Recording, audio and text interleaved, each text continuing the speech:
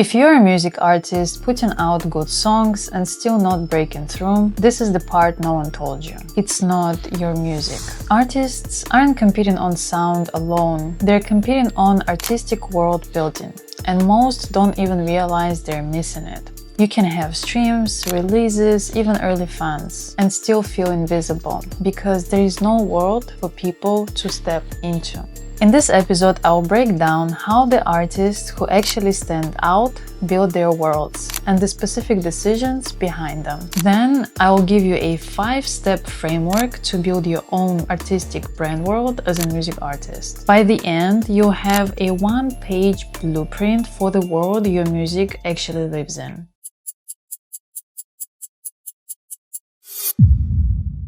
I'm Saida. By day, I've spent the last few years working in product design and strategy in tech and branding. By night, my heart has always been in music and creative work. My background also includes certifications in applied psychology, data analytics, accessibility, and user experience, which I apply across different industries. Full potential is where all of those lenses meet.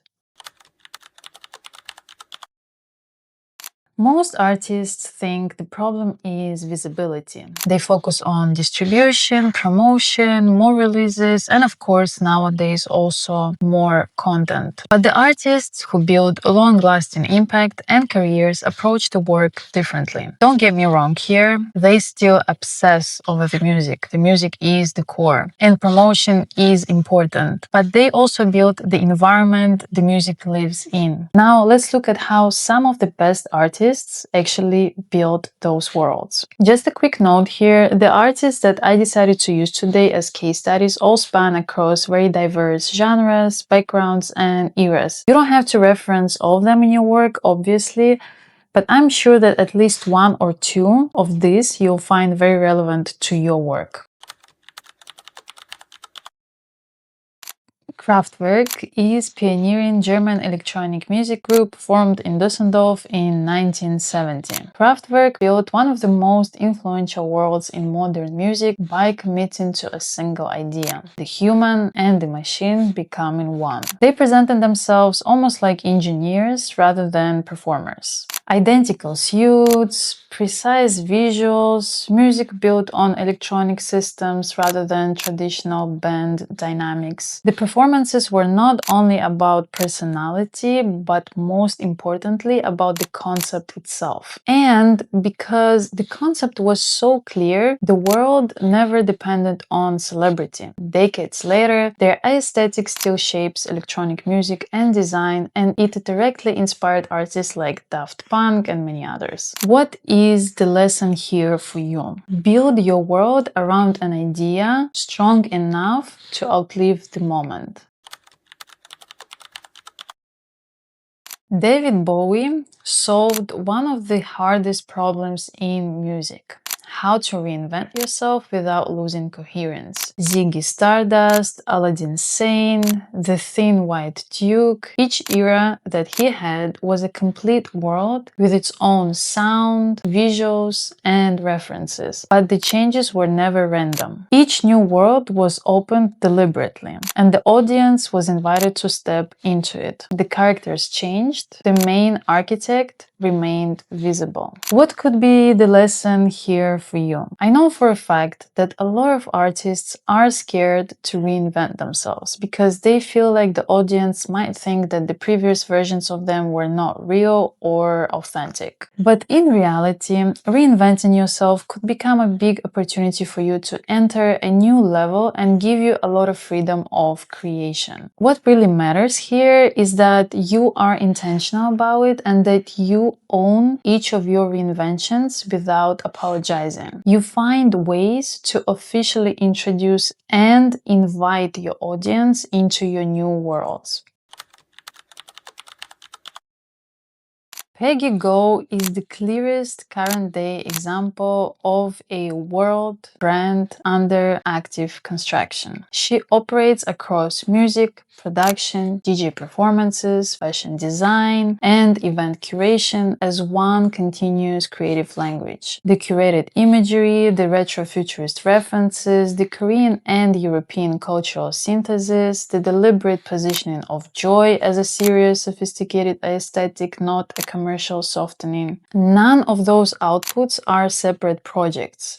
They are different surfaces of the same world. She did not build a music career and then add a clothing line as a revenue stream. If you go back to her earlier performances and Instagram presence, you'll see that the clothing was always part of the world. The expansion was part of the brand world rather than just being something opportunistic. If you look closely and analyze all of this, you'll notice that her level of environmental control is a brand world architecture at, I'd say, an advanced level. What is the lesson here for you? In the attention economy, your world is the primary product. Everything you release is evidence of it, whether it is sound or any of your other talents. Make sure that you control those surfaces and that you find the intersection points so it all comes as one world and gives you an opportunity to grow your music audience as well. Solange built one of the most precisely engineered brand worlds in contemporary music, in direct proximity to one of the most dominant artists alive. That context matters strategically. She did not differentiate by competing, she differentiated by making comparison structurally irrelevant. A Seat at the Table was not just an album with strong art direction, it was a unified cultural document. The color codes, the production decisions, the collaborations, the spoken word interludes, the visual rollout, all governed by a single creative brief. Every element was load-bearing. The world she built was so specific that it attracted an audience who were not looking for what anyone else was offering. Different world, different gravity. What could be the lesson here for you? A well-defined artistic brand world makes comparison to others irrelevant. Solange did not take market share from anyone. In this case, your audience do not discover you and think, oh, this album is this genre and that visual is this style. They think, finally, this is exactly it. There is nothing else like this. I firmly believe that competition is not a bad thing. It is a good thing. But some artists are not meant to compete because they are capable of becoming the blueprint of a new world. Aaliyah was building a world ahead of the culture around her. Her visual identity balanced opposites: streetwear and elegance, softness and strength, minimalism and sensuality. Those choices were a system that matched the sound she was creating. The result influenced fashion and music long after her career ended. The world continued shaping the culture even without its architect being present. The lesson here is that the strongest worlds do not follow culture. They arrive slightly before it. So now let's build your world. Step 1. Find the tension your world is built on. Every world runs on attention. Two opposing forces that never resolve. For Kraftwerk, it's human versus machine. For Bowie, it's identity versus reinvention. For Aaliyah, it's hard versus soft. Look at your last 5 to 10 releases, find the friction that keeps popping up and write it as two opposing worlds. Step 2. Problem, solution, visual logic. Treat visuals as answers to a single problem posed by your tension. All elements solve the same question. For example, for Kraftwerk, the question could be, what does it look like when a machine feels something? Lighting, stage setup, all answer that, creating a coherent world. Having a visual logic will also help you better communicate and coordinate when you are working with videographers, music directors, photographers, designers, and any other collaborator. Step 3. Describe your resident, not your target audience. Just forget demographics. A resident shares your worldview. They feel your world's absence as loss. Write what your resident, aka your audience, believes that most people around them maybe do not believe. For example, if we look at David Bowie, his world's resident would probably believe that identity is a creative act. Step 4. Run the stranger test. Your world is real when a stranger can feel it without explanation. Show one piece of work to 5 people, then ask, what world does this artist live in? Try not to use your friends or people who already know you, and just find new people that are not familiar with you or are not familiar with your art. By the way, it doesn't have to be a paid test or anything of that sort. You can create an easy free question form on such websites like formbricks.com, for example, and then share the form link with your audience on Threads, Instagram, TikTok, or any other social media of your choice. If you'd like, you can exchange it for free fan merch